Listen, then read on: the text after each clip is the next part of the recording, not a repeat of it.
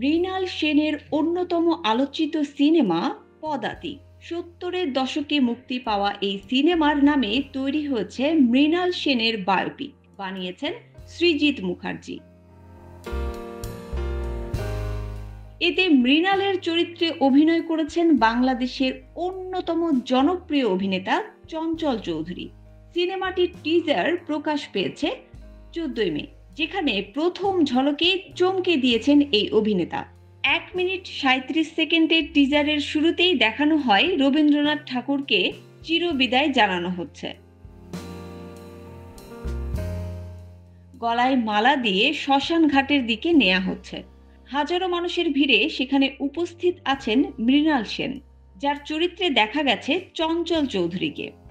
Teaser অল্প সময়ের হলেও নির্মাতা সৃজিত বার্তা দিয়েছেন বিপ্লব, বিদ্রোহ, সংসার, জীবন ও সিনেমার।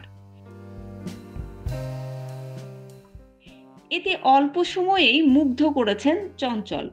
পদাতিকে মৃণালের স্ত্রী গীতা সেনের চরিত্রে অভিনয় করবেন মনামী ঘোষ। পরিচালকের ছেলে কুণাল সেনের চরিত্রে দেখা যাবে সম্রাট চক্রবর্তীকে। এছাড়া যুবক মৃণালের চরিত্রে দেখা যাবে কোরক সামন্তকে। সিনেমাটি এবছর মুক্তির কথা রয়েছে।